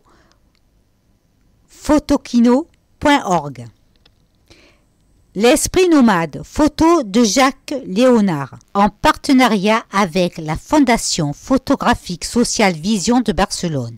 Une sélection de plus de 150 photographies. Ces images d'une veine très humaniste rendent compte de la vie citadine. Entre parenthèses, rues, marchés, fêtes, parcs d'attractions, développement du tourisme, etc. Et constitue également l'une des collections les plus importantes sur la culture gitane. Jusqu'au 1er octobre, Arles Musée Réatu, muséereatu.arles.fr. Agir pour le vivant, pour une nouvelle façon d'habiter le monde. Débats, rencontres, ateliers, résidences, expositions, films, spectacles, concerts. Du 21 au 27 août 2023, Arles. agirpourlevivant.fr. Steven et Spielberg, de l'ordinaire à l'extraordinaire. Château de la Busine, Marseille. Jusqu'au 5 novembre, une balade dans la vie et l'œuvre époustouflante du cinéaste, dans une scénographie originale, peuplée de créatures échappées de ses films et de reconstitutions d'univers fantastiques. Labusine.com. Max Ernest. Monde magique, monde libéré. Hôtel Caumont, Aix-en-Provence, jusqu'au 8 octobre. À travers près de 120 œuvres, cette exposition revient sur les traces de Max Ernest, 1891-1976. Artiste érudit et prodigieux, expérimentateur associé au groupe Dada et au surréalisme, Caumont-centredart.com. Chapitre Objectif JOP 2024. Dans la perspective des Jeux Olympiques et Paralympiques 2024, nous vous présentons ici l'actualité olympique dans notre département. Paragraphe. Amélie Rioux, entre guillemets, l'objectif, c'est clairement la médaille. Amélie Rioux est l'un des espoirs de la catégorie des 49 ERFX. Ces dériveurs légers barrés en coupe seront au départ des JOP dans la rade de Marseille. Née en Bretagne, Amélie a posé il y a quelques années ses valises à Marseille et espère bien réaliser son rêve de médaille sur un plan d'eau qu'elle connaît par cœur. Question. Vous en êtes où de votre préparation? Amélie Rioux. Ça se passe bien. Depuis 3 mois, on est à Marseille et c'est mieux de se préparer chez soi. On travaille dur, physiquement et mentalement. Et on progresse tous les jours. Question. Justement, comment on s'entraîne au quotidien? Amélie Rioux. La voile est un sport contraint par les éléments extérieurs. On fait de la salle le matin et l'après-midi. On va aller chercher sur l'eau des points techniques qui nous manquent. On va étudier si ce qu'on a appris par rapport au vent s'applique toujours. On va préparer les départs. L'appui vidéo est aussi essentiel pour comprendre les erreurs et trouver des solutions. Question. Vous êtes à 2 sur le bateau. Comment se passe l'entente avec votre coéquipière Lara Granier? Amélie Rioux. Très bien, c'est primordial. Au début, on cherche d'abord la technique, mais on est très vite rattrapé par la réalité du terrain. L'humain dans notre sport est hyper important. C'est le rouage essentiel pour apporter de la performance. Je voulais m'associer avec quelqu'un avec qui j'avais du feeling et les mêmes valeurs. On est là avant tout pour aller chercher de la haute performance. Mais pour moi, ça ne peut se faire qu'à 2 et en confiance avec l'autre. Question. Quels sont vos rôles sur le bateau? Amélie Rioux. Lara barre et moi j'équipe les voiles à l'avant. Pour la tactique, lorsqu'on est, entre guillemets, au près, je choisis les options par rapport au vent. En, entre guillemets, vent arrière, c'est elle. Il y a des passages de relais importants et d'échanges. Question. Quelle est votre ambition au JOP? Amélie Rioux. Clairement, c'est une médaille. Ça fait 3 ans qu'on a commencé ensemble. On est en constante progression. Notre plan d'entraînement est fait pour être performant au moment décisif des qualifications et pendant les Jeux. Question. Le soutien du département, c'est important? Amélie Rioux. Oui, bien sûr. La voile est un sport avec du matériel très coûteux et tourné vers l'international. Ce sont donc des budgets conséquents. On n'est pas aidé à 100% par notre fédération, donc l'aide du département est un vrai plus. Question. Que pensez-vous de la marina du Roucas-Blanc et des équipements? Amélie Rioux. Le bâtiment est un outil de travail pour atteindre le très haut niveau. On a une salle de sport, une salle de cryothérapie, un hangar pour entrer les bateaux.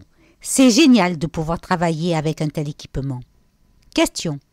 Une petite fille qui est née à Morlaix, en Bretagne, et qui n'a rien à voir avec Marseille. Elle se sent comment? Amélie Rioux. J'ai la Bretagne dans le cœur, mais je me sens bien dans le sud. Les calanques, les collines, la mer, pour une sportive, c'est le cadre idéal. Pour vous dire, je me sens tellement bien que j'essaie d'acheter un appartement ici. Fin de l'interview de Amélie Rioux. Paragraphe. Le Frioul, véritable base arrière des épreuves de voile.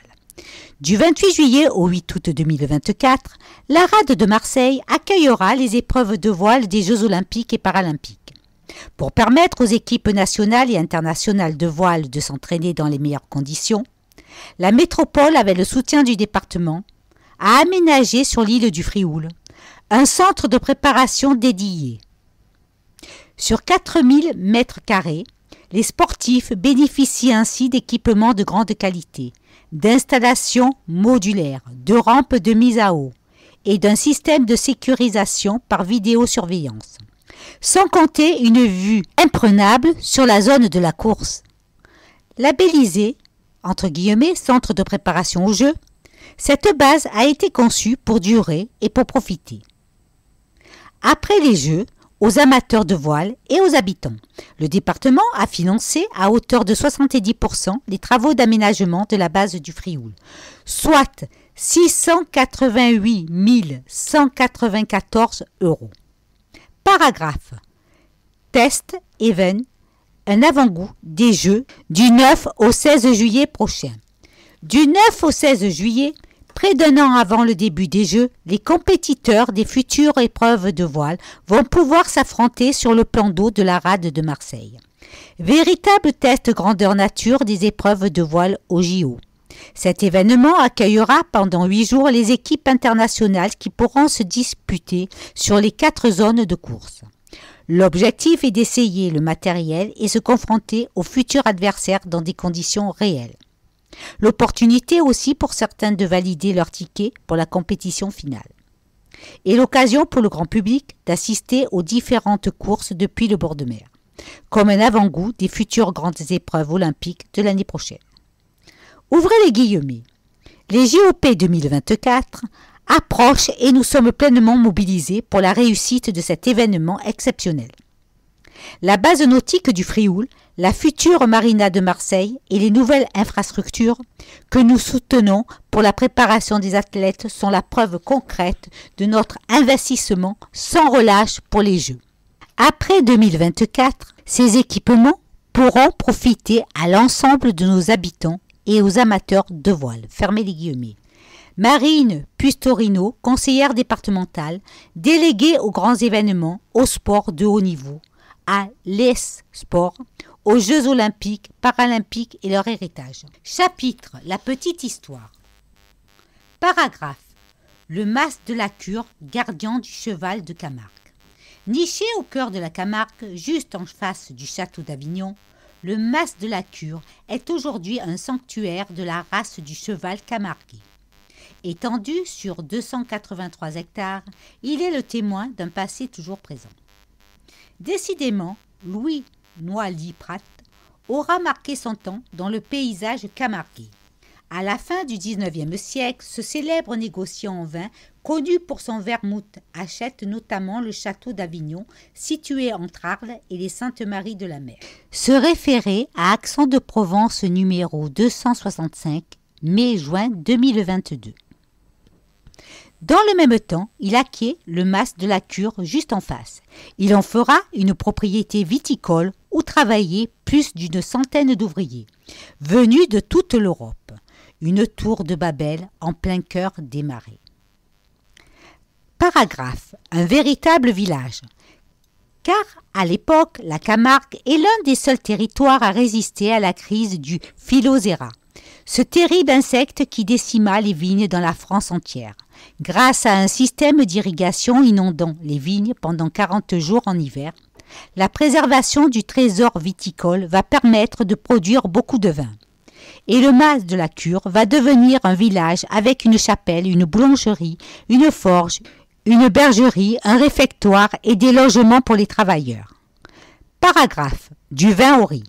Pourtant, au sortir de la Première Guerre mondiale, le vin ne fait plus recette et les propriétaires se tournent vers d'autres cultures comme le riz ou les asperges, bénéficiant d'un système d'irrigation exceptionnel. Le domaine, lui, passe des mains en main, pour être finalement récupéré par la famille Pastré, qui va l'exploiter jusqu'en 1985. Entre-temps, pendant la Seconde Guerre mondiale, les Allemands y ont logé leurs troupes, craignant un débarquement en Camargue. Mines, barbelés, bunkers y sont installés afin de se prémunir d'une attaque, qui ne viendra jamais. Paragraphe, sauvé par des passionnés. Vendu en 1985 au Conservatoire du Littoral, le mas de la Cure va trouver sa véritable vocation en 2002. Une bande de passionnés réunis au sein de l'association, entre guillemets, la Maison du Cheval de Camargue, va prendre les rênes de la propriété et faire de ce lieu le sanctuaire de la tradition équestre. Rénovation des bâtiments, création d'un manège, acquisition d'une trentaine de chevaux, accueil progressif du public, le projet prend vie. Paragraphe. L'équithérapie et le pouvoir d'aider. En plus de nombreux scolaires présents toute l'année, le mas de la Cure accueille régulièrement des personnes handicapées dans le cadre d'une éducation par l'équithérapie. Accompagnement et douceur. Visiblement, le cheval camarguais est aussi à l'aise face à un taureau que face à l'homme. Sa vie en liberté toute l'année lui a sans doute forgé un caractère pour s'adapter à toutes les situations. Dans ce havre de paix où se côtoient chevaux, hérons, cigognes, canards, aigles, tortues d'eau douce et autres chauves-souris, le temps galope, mais il trotte toujours dans l'air, comme un sentiment de gardien du temple. Mas de la Cure, téléphone 04 90 97 76 37.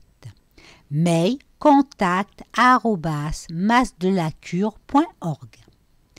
Paragraphe. Le cheval de Camargue. Bien dans sa tête. Décidément, le cheval de Camargue n'est pas comme les autres. Froid dans sa tête, il sait réagir face à un taureau, pour le guider dans un pré. Mais surtout, il aime sa liberté. Il vit toute l'année dehors, par tous les temps, loin des boxes étriquées et des manèges enchantés. Un arrêté ministériel du 17 mars 1978 lui a même attribué une définition de race, avec des critères précis. Le voilà encadré par la loi. Aujourd'hui, il est essentiellement utilisé par les éleveurs, dans le travail des taureaux ou dans les concours. Mais son attribut le plus significatif est sa capacité de reproduction en liberté. On le dit même le plus prolifique de France. Si on le laisse tranquille, bref, il n'en fait qu'à sa tête. Paragraphe. Bientôt un musée du cheval en Camargue. Si le grand public n'est pas pour l'instant accueilli que 2 demi-journées par semaine, il pourra bientôt venir visiter le musée du cheval. C'est le dernier projet de l'association, entre guillemets, la Maison du Cheval de Camargue, qui verra le jour d'ici 2 à 3 ans, à l'entrée de la propriété. L'occasion de retrouver l'histoire du cheval dans la plus pure tradition camarguaise, le travail des gardiens et la vie au quotidien, une plongée dans l'histoire et dans le présent. Chapitre Balade. Paragraphe Saint-Chamas, un patrimoine d'exception le long du littoral. Entre collines et étangs, cet ancien petit village de pêcheurs, pittoresque et authentique, abrite des trésors architecturaux et offre des paysages remarquables à découvrir le long du sentier du patrimoine. Au sud du village, la petite Camargue offre des paysages d'une diversité exceptionnelle, tandis qu'au nord, le parc de la Poudrerie Royale renaît de ses cendres sous la gestion du Conservatoire du Littoral. Entre ces deux sites classés en zone Natura 2000, Saint-Chamas affiche une façade littorale caractéristique, avec ses falaises ocre percées d'habitats troglodytiques qui surplombent le petit port de pêche et divisent le cœur du village en deux. Le quartier du Pertuis côté étang et le quartier du Delat à l'intérieur des terres. Paragraphe. Un bâti remarquable. En plus de la richesse de son patrimoine naturel, la ville recèle de trésors architecturaux chargés d'histoire, dont les ponts sont une composante essentielle. De par sa situation géographique, entre étangs et rivières, le patrimoine hydraulique est ancré dans le paysage de Saint-Chamas, où, dès le Moyen-Âge, acheminée par des canaux de dérivation de la Touloubre, l'eau actionnait des moulins à farine et à huile.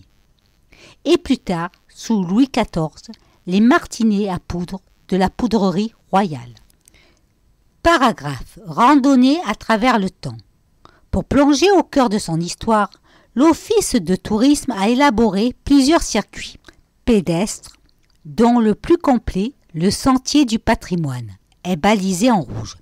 Des berges paisibles de l'étang jusqu'aux oliveraies du plateau de Bion, du pied des falaises de Saffre aux gorges de la Touloubre. Cette boucle de 11 km vous conduira d'ouvrages d'art en monuments, offrant de multiples points de vue. Au départ de la chapelle Saint-Pierre, XVIIe siècle, patron des pêcheurs qui abrite aujourd'hui l'office de tourisme. L'itinéraire rejoint le port de pêche du Pertuis avec vue sur les habitats troglodytiques.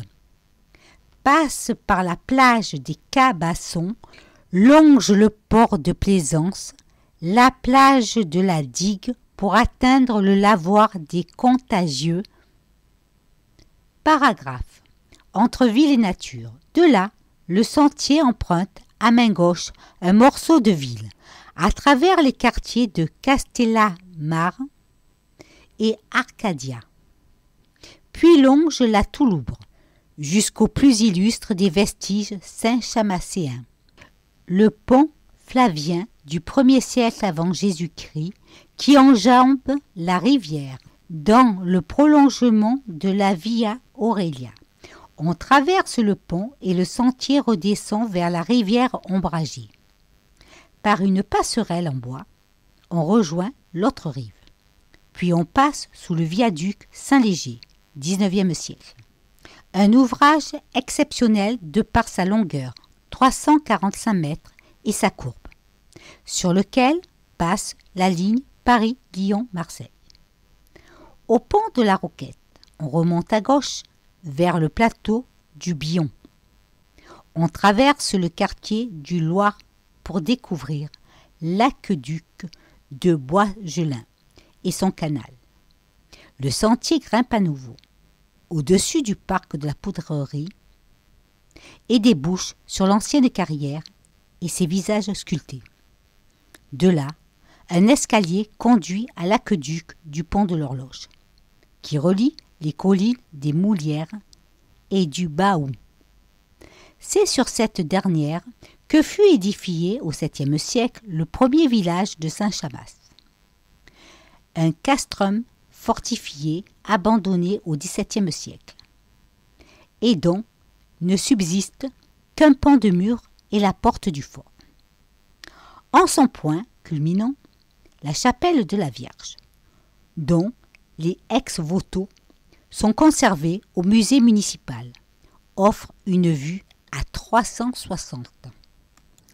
Petit A, le lavoir des Contagieux, considéré comme l'un des plus anciens lavoirs de Provence, il a été bâti sur l'emplacement exact de la source qui l'alimente, au bord de l'étang, proche d'un terrain militaire, un polygone de tir où s'effectuaient des essais d'explosion à l'époque de la poudrerie royale. Il est aussi connu sous l'appellation, entre guillemets, lavoir du polygone. Il est aussi le point de départ et d'arrivée d'un sentier nature à travers la petite Camargue.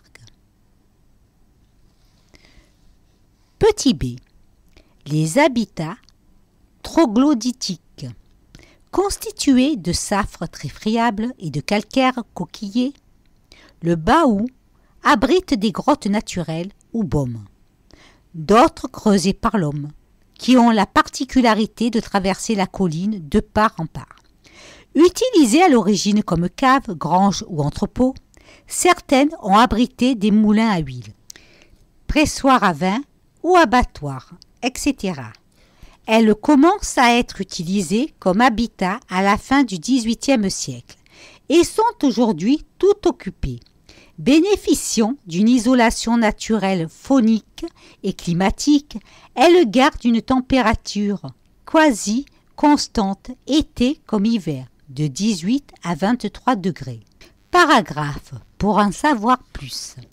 Direction le musée municipal Paul Lafranc, installé dans l'ancien hôtel de ville qui comprend une salle d'ethnographie, une salle d'exposition d'œuvres d'artistes locaux, dont Pierre Ambrogiani, une dernière salle sur les découvertes archéologiques de Paul Lafranc, ainsi que les ex-voto provenant de la chapelle de la Vierge. Cet été, le musée consacre une exposition à René Cesseau, 1867-1952, précurseur du fauvisme, dont les croquis sur le vif témoignent de la vie provençale de la fin du XIXe siècle jusqu'au milieu du XXe siècle. Entre guillemets, René Cesseau, La vie est un dessin. Jusqu'au 31 juillet, musée.saintchamas.com. Paragraphe d'info. 3 heures, 11 km, dénivelé 180 mètres. Facile balisage rouge. Une carte du sentier est disponible à l'office de tourisme.